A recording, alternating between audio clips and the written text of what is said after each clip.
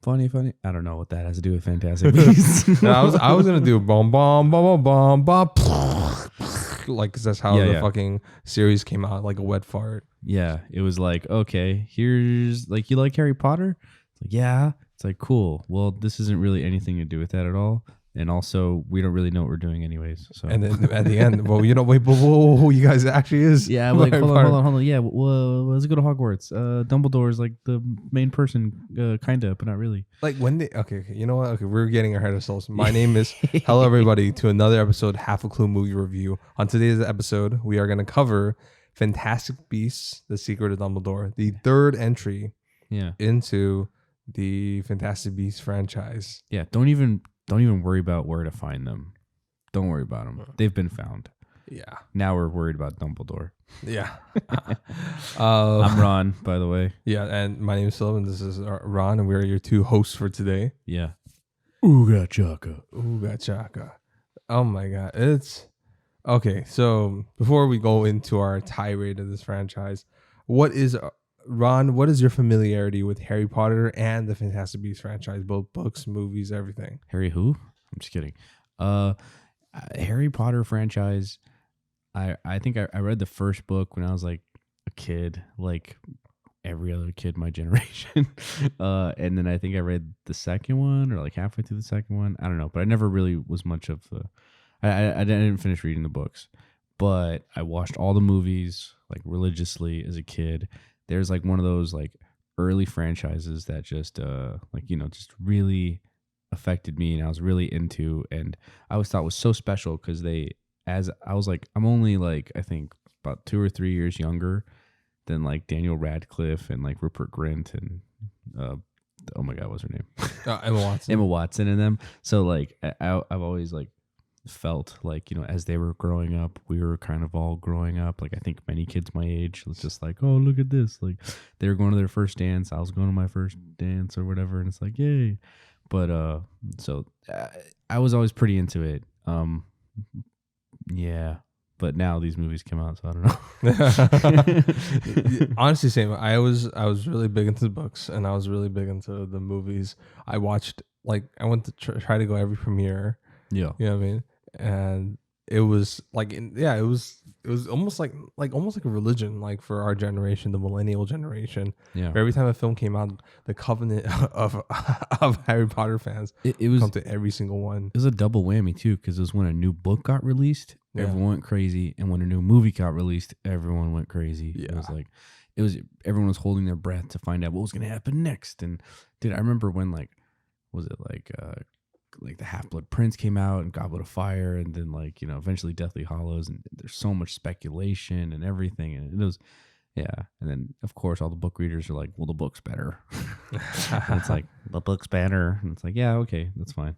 This is different. I'm sure it is. I'm positive it is probably. I don't know about that. Really? The books have a lot more detail and there's more world building, so that's cool. Yeah. But and when I get into my complaints with Fantastic Beasts, J.K. Rowling, she's more obsessed with, and works for a novel, world fleshing details, world building details, environmental details, but she has a real hard time getting to the fucking point. And the Steve, like I said, and I've just recently watched, except Dumbledore. I haven't seen that twice because I don't want to. And I didn't even want to see the Fantastic Beasts movie, but just to kind of like form my opinion. Yeah. After seeing all three of these movies, Steve Kloves, who basically wrote all the screenplays for all the Harry Potter films, except the fifth one, Order of the Phoenix, which I did enjoy, but I felt like that one was like a weird adaptation of the film, of the book. This is the biggest book, but it was the shortest movie. Yeah, that was always a conundrum to me. It's like there's aspects of that film that I love. Like there's some like my favorite moments in the entire Harry Potter verse. Like Dumbledore versus Voldemort. That was fantastic. Absolutely. Easily the coolest wizard fight that we've ever seen, possibly on screen, like ever. Like one of the coolest magic duels just ever put on film. It was so good. Intense. fun, whatever. creative, use elementals. Every trick was to outdo the other trick. Yeah, it was just like boom, a boom, domino effect of Yeah. spells. Like Dolores Umbridge get introduced in that one. Yeah. Easily one of the most despisable villains ever. Like it's just there's a lot of cool stuff that happens, but there's a lot of stuff that's just kind of like. I remember watching it the first time. I was like, why does this feel so boring? Yeah, it was like it was half baked, the political stuff. Yeah, I was Yeah. like, am I supposed to be more engaged with this or that? Like, I don't know. But again, it's a mixed bag. But that's kind of seems like fit for this guy, I guess. I don't know. Going on to the Fantastic Beasts. Yeah. Oh, but he stories. didn't write that one. Oh, he didn't write it. That's the only one he didn't write. I see. Yeah, Oh, and then everything else he did. I apologize. No, that makes sense. Yeah. Okay. Yeah. So like they were like, and then and so J.K. Rowling, when Fantastic Beasts happened, right? Yeah. She wrote all 3 screenplays, but she would have wrote the 3rd screenplay before the 2nd one even came out, or like she had an idea, right? Mm-hmm. And that's why that film had a weird based on a screenplay by J.K. Rowling. That is weird. So like, Never seen that. yeah. So it's like, see, they got Steve Kloves as like, I don't know how far into the writing process, but basically he came in and he did a bunch of rewrites. To like basically like apparently this film, from what I've heard from my friends at Warner Brothers, had no structure. Like, you know, the election thing, like the whole goal, like there was no goal. It's the thing is, it's like you can tell just from like the first movie that she's just JK is not a screenwriter. No. She knows how to write stories. Like, I mean, you know, long-winded novels, and it's fine. But like as far as a screenplay, We have a very limited real estate. yes, Like every scene has to compound into the other stuff. yeah, it's just a completely different style of writing, and it doesn't always translate, and it didn't for Yeah. this time. Dude, Fantastic Beasts. Okay, so like, yeah, this is getting into my bitching. Fantastic Beasts, the first movie and Where to Find Them. Like, I know you like it probably more than I do. What's it called? Probably, Yeah. It's like you're biased towards animals. I'm just kidding. I get it. It actually is. It's fun. It's Yeah. fun. It's not great, but there's like moments again where I'm like, okay, I love the like, oh my gosh, the human guy. I forget. Oh, his News name. Commander. No, not Newt. Jacob Fogler plays him. He's what's it called? His name is Jacob Kowalski. Jacob Kowalski. Yeah, he's good. He's the highlight of the entire franchise. Absolutely, and that's why they could not let him go for the 3rd one, because it makes 0 sense why he's there, but he's there. I'm glad he's there. I'm glad. I know, otherwise the movie would be unbearable. I don't like it. And or then, it kind of is. yeah, it is. That film turned a side plot in like one of the Harry Potter films or books, like them trying to find an animal or beast, right? Yeah. Kind of like in the 3rd one, is like them trying to find Peter Pettigrew or like that little rat, like the rat, Yeah. right? A side plot into the main plot. Yeah. But at the same time, on top of that main plot, there's another main plot of Percival Graves / Grindelwald. Colin Firth should have just been Grindelwald from the beginning, whatever, or Mads Mikkelsen. Yeah. Retrospect. It should have been Colin Farrell. Yeah. I think Colin Farrell would have probably crushed it. Yeah. Honestly. It's like he's looking with Credence, who everyone who didn't know that you know, Credence is magical. He's trying to find Obscurial or something like that for his own thing. So there was like this weird Grindelwald. It starts off with Grindelwald too. Hey, so what's he got to do with Newt Scamander? And nothing. Nothing. Yeah, I But know. then why would they write that in there? Exactly. And at the end, suddenly Newt, after finding his beast, he's like, "Oh, I got to deal with Grindelwald." Yeah, come out of nowhere. His purpose there was literally just to unleash his beasts into Arizona. Sorry, just to jump to the Secrets of Dumbledore. There's a part where they're like on a train. They've assembled their team, and there's like, oh, so it's 2 auras, you know, Newt Scamander and like a Muggle or whatever, and some other guy. They're like, this is our team, and like my immediate question was like, why? I got these guys. I got the only 2 people I got was Lolly Hicks, because she's a trusted confidant of Dumbledore, and also she's like from the lore, she's supposed to be one of the best charms. Yes. Yeah. And she was like, if anything, she had the most creative spells. Definitely. Yeah. And Newt Scamander, because of his He's a magizoologist, right? Like his Yeah. knowledge on the fucking crammed in beast subplot of this film, Yeah. and also a huge confidant of Dumbledore. But the brother, the brother, That Why other the- guy. Yusuf Kaman, Yeah. who's like from he's basically like tangentially Did you say related Yusef or did you say useless? yeah. What's it called? Yeah, Yusuf Kama. Oh, Kama. Okay. Yeah. It's okay, and then when we go into it's just ridiculous. Okay. So back to the first film. It was ridiculous, it was unfocused. It was two separate films battling each other. And then it came to a super really Grindelwald would get like disarmed by one of Newt's beasts, Yeah. one of the most powerful. Because honestly, when Percival, Colin Farrell's version, when there were like hundreds of mages were just blasting spells at him, and he was deflecting every single one of them, and then you see they were actually on the losing side. I was like getting chills. I was like, oh, that's cool. And then how the fuck did Newt disarm him with the fucking beast? Are you fucking kidding me? Because they're fantastic, you know? Yeah. And he knows where to find them. And at the end, Deus Ex Machina. Oh yeah, I forgot. My beast could release a liquid that could get rid of the memories of the Muggles. Deus Ex Beast, bro. Yeah. And this for some reason, John Voight is there. Who? John Voight. Oh, John Voight. Yeah, I forget. Yeah, exactly. I forget he's in that movie. You forget how bad that movie is.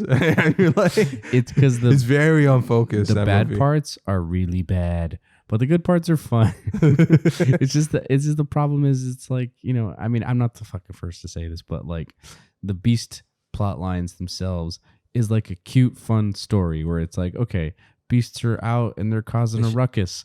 I would have loved this as like an HBO Max series, like Yeah, each like anthology episode. He's trying to go find new beasts and try to yeah, inform the people about like why they're not dangerous. yeah. Where in the world is Newt's commander? You know, he's in Arizona. He's got to find a thunderbird. Whatever the fuck.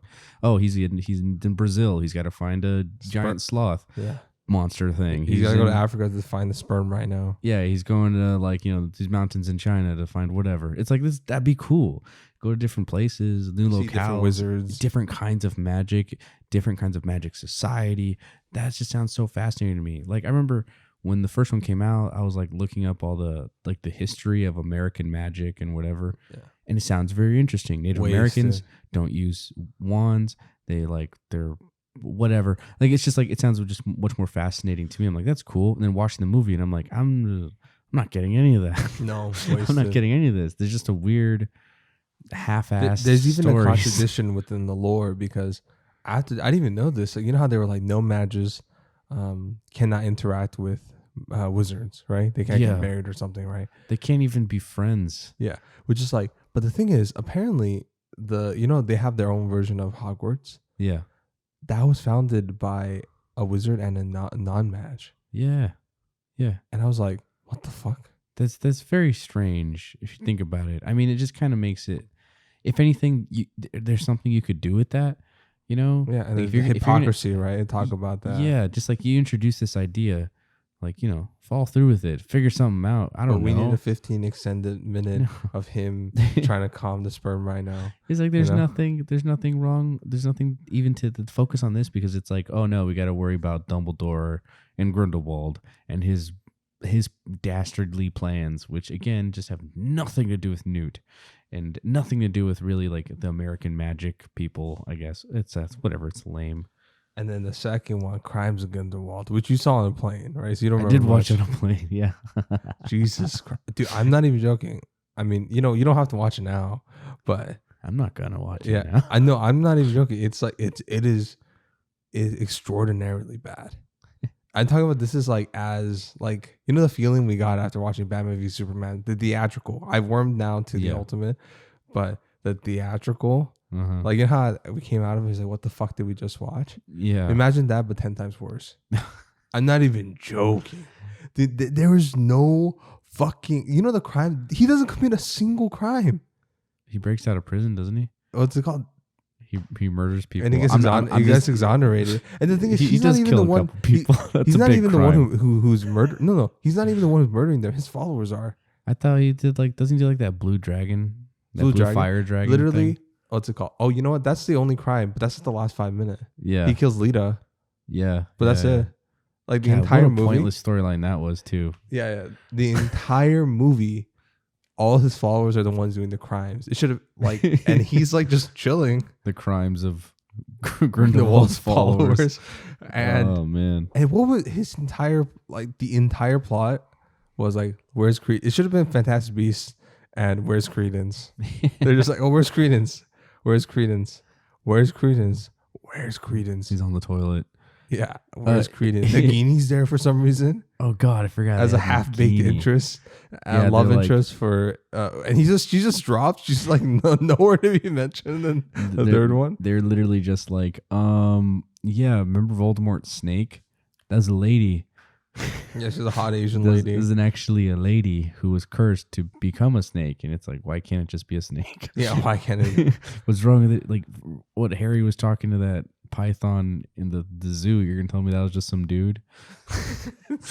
Like, I thought snakes were just more intelligent in this universe. What the fuck? It's so fucking weird. And then on top of that, there's like a random subplot of Newt like trying to get this weird electric Chinese tiger, which was cool. Oh yeah, Yeah, like it looked cool design. and Yeah, it could teleport in a weirdly cool electric way. it's just pretty cool. Yeah, but it's also like, what does have to do with anything? I'll tell But- you, it's nothing. and also like the weird love quad triangle between Teeny, Newt, Lita, and the Theseus, the brother. It's what not even a the triangle; hell it's a was- square. What the hell was that? It's like, I think in the first film, the best part about it is like, you know, Queenie, Tina. Oh, not Queenie. It was my bad. It's Newt, Lita, Tina, and Theseus. That was a love square. Yeah, Queenie's Tina's sister who's in love with Jacob. Yeah. Yeah, It's like those two were the best part. Queenie, Jacob, Tina, and Newt worked as like a good dynamic. They kind of all balanced each other Yeah, out they for a balanced each little other bit. out. They weren't compelling, but Yeah, exactly. They weren't like that very interesting, but just in terms of like personality and everything, Except they balanced Jacob. each other out. Yeah, and Jacob was fun, and he clearly had like kind of a bit of an arc, you know. Newt doesn't, but the other ones do. And it's kind of like, oh, this is cool. This is like an interesting dynamic. This is going to be our group moving forward. Nope. Because like, I don't know, Queenie drops out or she's doing other stuff. And Tina's not there. And then, yeah, by the time we get to the third one, it's like, it's a whole it's a hodgepodge. completely different group. Dude, second one, the Crimes of Grindelwald. I'm talking about Grindelwald's barely in the film, actually. There's someone to the clock where he's like only in like 10-20% of the film. And I didn't I'm sorry, you go. it's just like, and also the thing is, like, there's this one like sequence, right? Until someone finally, you know, does the light, he does the fire dragon. Yeah. You actually can't, I brightness all the way, you cannot see 80% of the frame. 80% of the frame. So here's something I don't know I found funny. The fact that like I didn't realize that Grindelwald was supposed to be like a charismatic, suave dude that like people followed because they liked him as like a person. I was With like, Johnny Depp. yeah, as Johnny Depp, I was like, I'm not getting that at all. I thought he was supposed to be like scary. I thought he was supposed to be like, you know, like Voldemort Senior or whatever. Like I thought he was the OG scary big bad dude, and it's like, no, he's supposed to be like a suave political guy who's like, Yeah. you know, who like, you know, sways people to be on his side and shit. And I was just like, no wonder they had to recast Johnny Depp. I mean, I know there are other issues, Yeah. but like because he looks like a freaky deaky weirdo. Hobgoblin. Yeah, Weird. Bad choices all around. yeah. You're gonna tell me Jude Law hooked up with that version of Johnny Depp? No, I saw no chemistry. No, I didn't see. I see any chemistry. Dude, literally the opening. Okay, so now, okay, enough of my bitching. Basically, the first two films sucked. The second one really sucked. Really sucked. And also, let's just say this, directed by David Yates, who directed Harry Potter 5 all the way to 7 Part 2 and directed all of these ones. Like I said, I think he gets the world, but maybe needs a new fresh pace. Yeah, we need some new blood. What's it called? David Yates. So to the third one, Mm-hmm. I'd say is a big rebound from the second one, particularly. At least that's why I'm a little bit more positive on than you are. And also just seeing how aimless those two films are in terms of there's no motivation, structure, or end goal. Yeah. I mean, there's some like, where's Credence? But they already found Credence halfway through, but they still ask, where's Credence? Like, I'm like, he's right next to you. And Johnny Depp's Grindelwald was just like freaky deaky, uncharismatic. I didn't buy the fact that anybody would like fucking follow this hobgoblin piece of shit. It's like his point that he's like, we gotta stop World War I and World War II. It's like, I guess so. You know, sure. That's about as far as it ever got. Exactly. I was like, okay, yes, that's it. That is something we should probably take care of. That's about it. I don't know, man. Literally the opening scene of Fantastic Beasts 3, Yeah. which by the way, fuck you AMC. I had to bitch at them twice to fix the audio. Dude, like, oh yeah, I was like literally by the side, and the guy came in because he didn't even check if the audio was correct. They were standing there, and he left, and I was like, okay, the audio's fucked. He came in, and then someone else, like the same guy, came back to our theater. I just gave him a look. Yeah. And then he was like, oh, and he just like went back, and then the audio, remember, like finally, like they finally fixed it and shit. Yeah, because at first I was like, is it wrong? I was like, oh no, I think it's okay. And then like when the actual audio kicked in, I was like, holy crap! I was like, what is that one THX ad? You're just like the guy's like pinned to his chair. It was like that. I was like, whoa! It's like the audience is listening. Yeah. Gosh, okay, fuck you, AMC. Fix your like you know what? No, I'm gonna hold myself. But fuck you, we're paying a premium price. I expect a premium fucking experience. Have one person to motherfucking see the picture fucking quality and audio quality. It's not even that fucking hard. How many people are buying fucking popcorns? You little fucking shitbags. I'm tired as hell. Wait, no, I'm mad as hell, and I'm not gonna take it anymore. Okay, but the opening scene for Fantastic Beasts, yeah. For me, I was like, that opening scene already showed a million times more chemistry between Jude Law and Johnny Depp's Grindelwald. Yeah. And then the following scene where Newt is like running away from Grindelwald's people was actually pretty exciting. It was cool. It's like he's running through like a bamboo forest. Yeah. And there's like spells just like zipping past him like through the woods, like, and it's just like, okay, this is actually pretty cool. This is fun. And then I don't know. That's probably the best the movie is. Yeah, yeah. From then on, yeah. What's it called? Peaked early. It did peak early, and I gotta say, I mean, I give it, like I say, Steve Kloves came in, and I appreciate he gave the film structure. Yeah. He like literally in dialogue ways. Okay, you guys have these plans. Yeah. These are your motivations, and we're trying to stop the big bad from winning.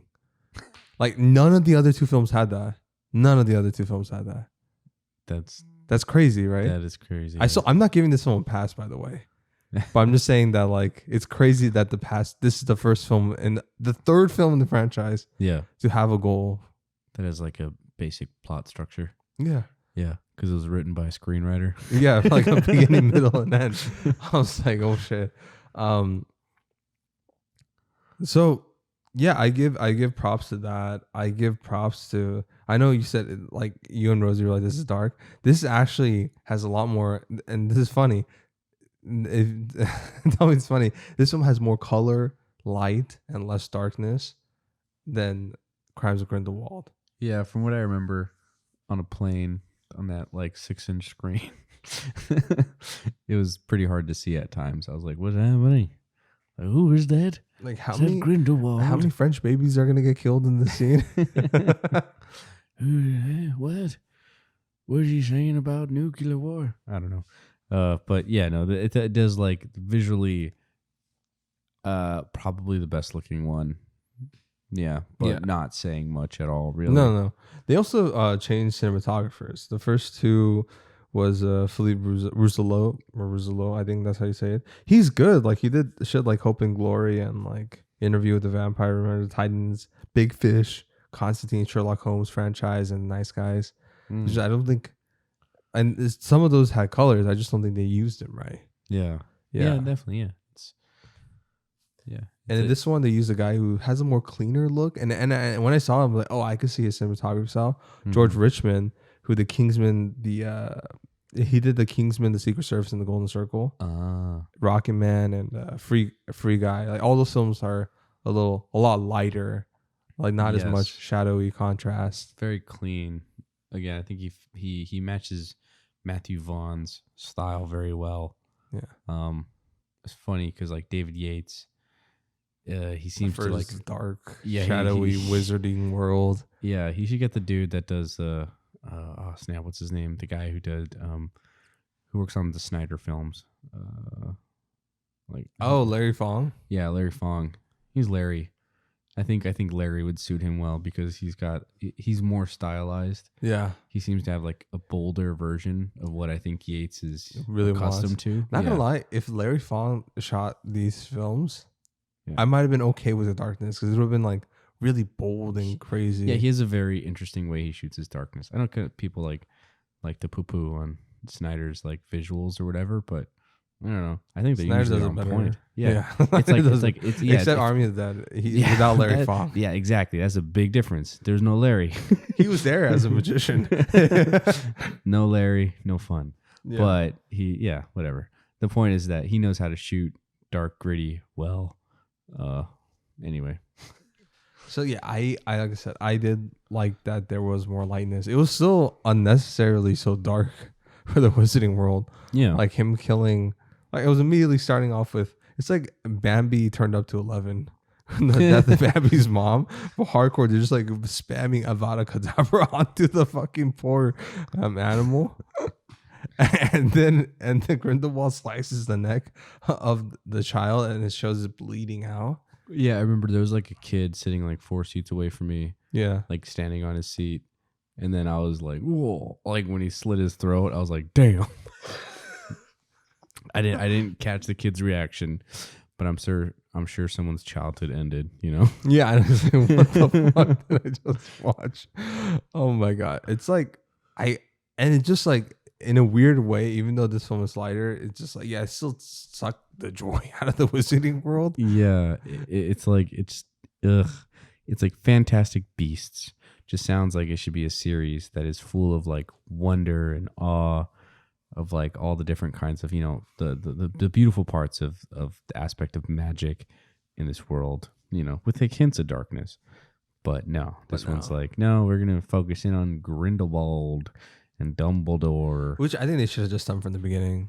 Yeah, probably. Yeah. And, you know, I actually do appreciate that Dumbledore is, I guess, a co-lead or main character. Now he is, yeah, I guess. Yeah, and then it works because he is an infinitely more interesting character than Newt. Yeah. Yeah. Yeah. He has a complex, tragic backstory.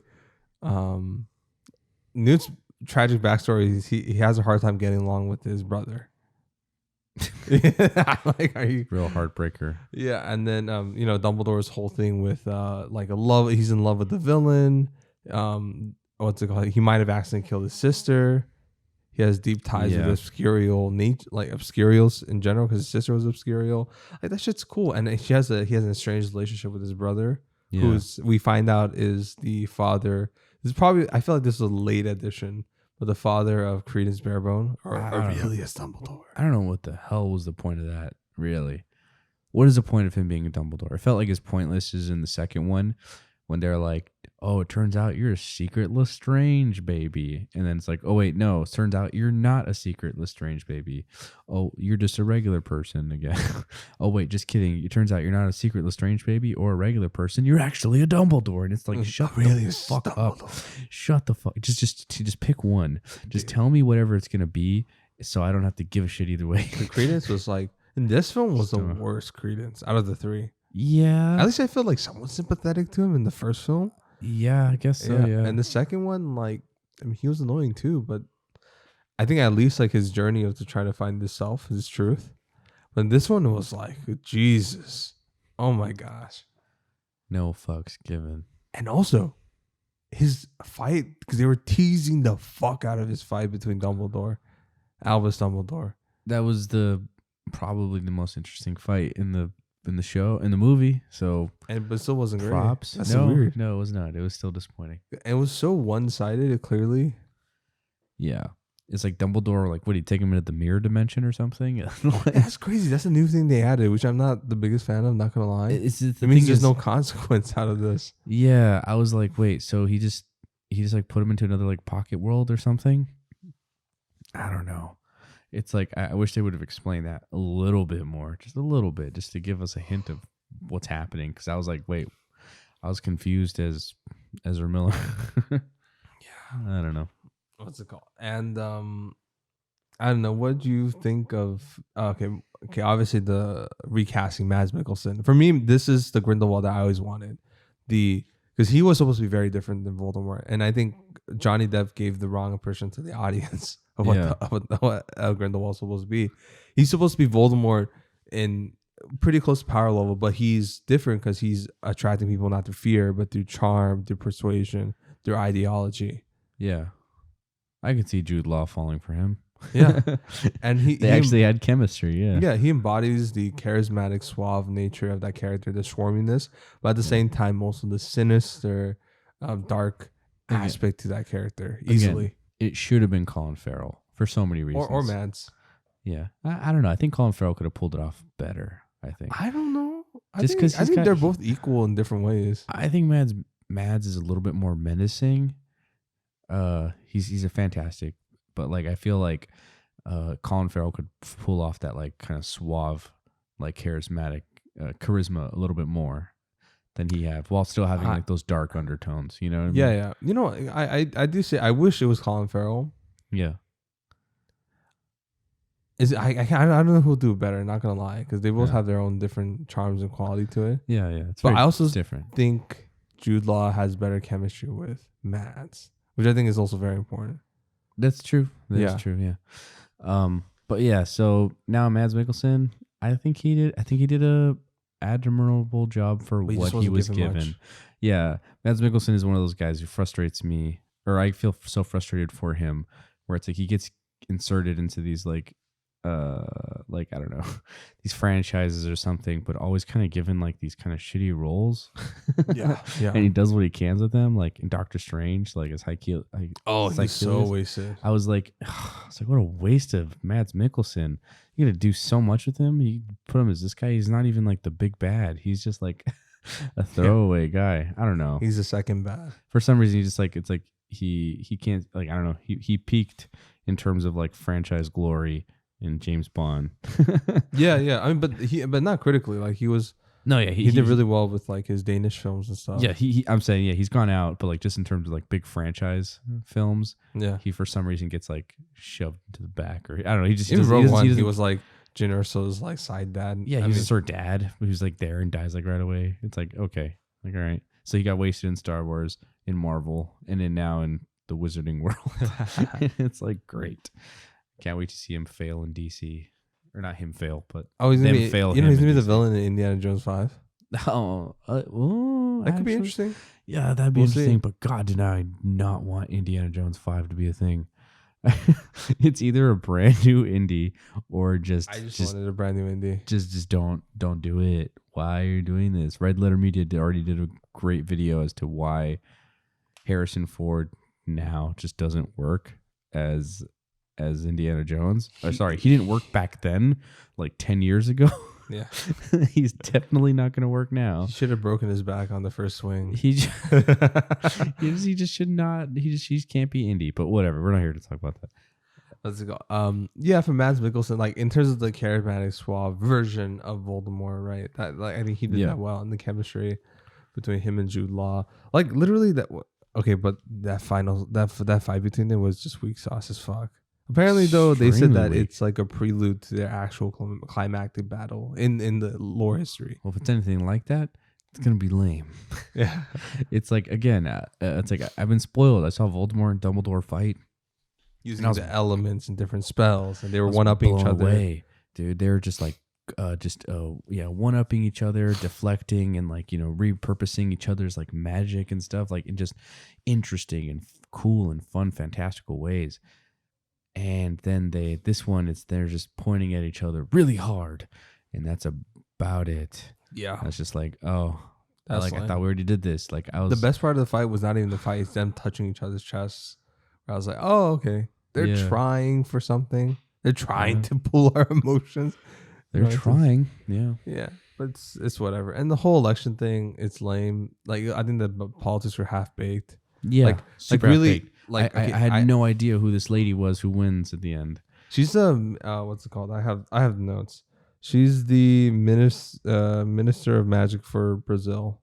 Okay. Yeah, so they're trying to compete for the head, like the head of all ministry of get- magic. Yeah, I get that, but it's just like, again, like I don't know them at all. Yeah, like also the third candidate, Are they corrupt? Louis Tao, the minister of magic for China. Yeah, He was just there. he's just chilling, just around. It's like I don't know any of their backgrounds. I don't know their policies. What differences it make? Or the Like, character traits, or the character. it's like I guess yeah. It's like yes, we don't want Grindelwald to win because he's bad, but also why do I want these people to win, or do we just not want?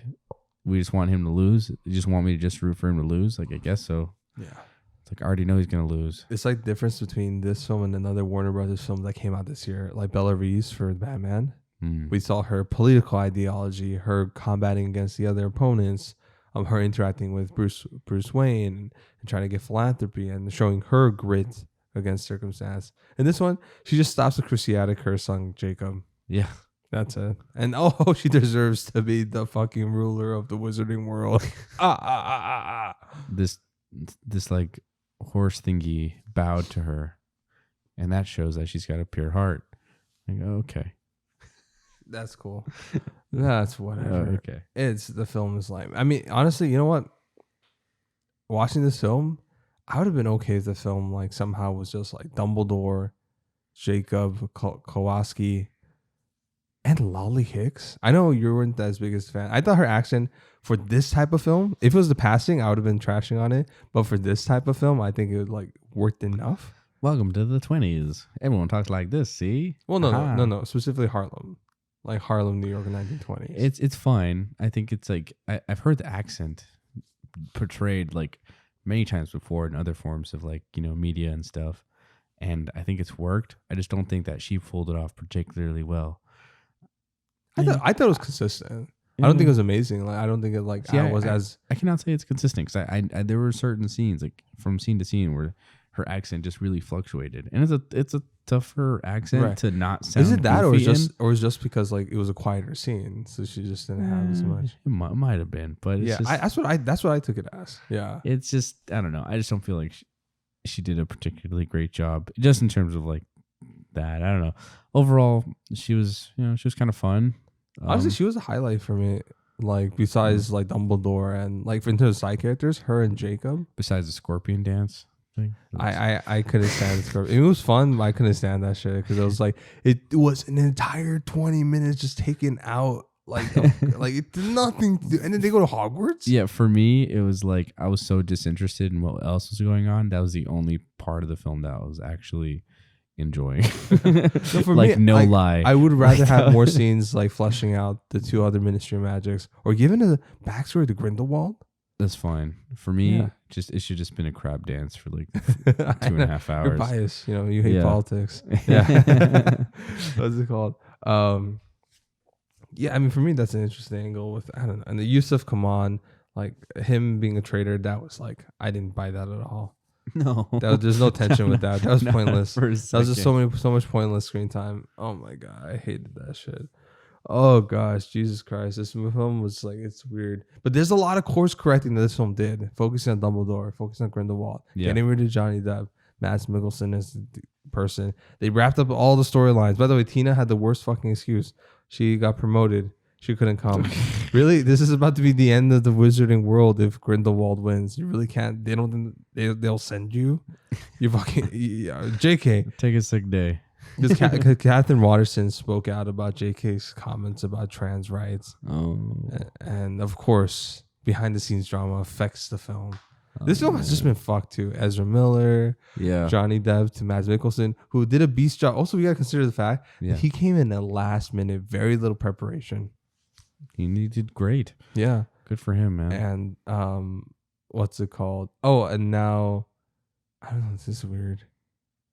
It's weird. This is such a weird film.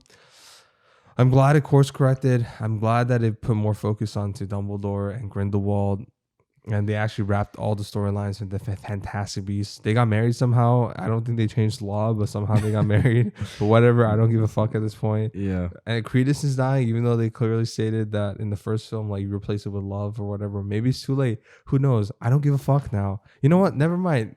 Do you have any more bitching about this film? No, I think I'm all bitched out. Yeah. Like I said, if anything, if this film was Dumbledore, Lolly, Hicks, and Jacob, I would probably enjoy the film more because those are the only two characters who had fun and creativity in this fucking film. I wanted more Jacobs. He serves no purpose in that storyline or in this entire plot. But he was just entertained. Yeah, but he's one of the only few entertaining pieces of this. Yeah. It's just like, yeah. Oh, Jesus Christ. Okay, you know what? I'm about to pass out from how bad this film is. I'm going to just give my final rating. Yeah. And in terms of speculation, I already have the speculation. There should be no more. It's over. It's done. It's fine. We could imagine the fight in our heads. It'll be better than what's going to come out 4 and 5. I'm imagining it. It's epic. Yeah. I put this film. Okay, you know the first two films I put. First film I put bargain bin. Second film I put shit bucket. This one, bargain bin. Bargain bin as well. Honestly, I was just a hair above shit bucket, but it's like nah, it's not full shit bucket yet. I wouldn't even watch any of these streaming with ads. None of the 3 films. No, I don't see myself ever watching any of these films again. And now you're like, oh, Philip, you said you watched it for this fucking podcast for homework, you guys. For homework. For fun and personal enjoyment? Fuck no. No way. And not even if I'm stuck on a plane again. All right. Thank you guys for another episode of Half a Clue movie review. Yeah. Thanks for listening to all this bitching about the Wizarding World franchise. Please, we want it to be good. Jesus. Yeah. Do you love Fantastic Beasts more than Harry Potter? I know you do. You're a weirdo. And if that happens, you know. Drop a comment below and give us your argument as to why Fantastic Beasts. Just like all the fucking spells. Give us your argument as to why Fantastic Beasts is superior to the Harry Potter series. I'm very curious. All right, thank you guys. Bye. Bye.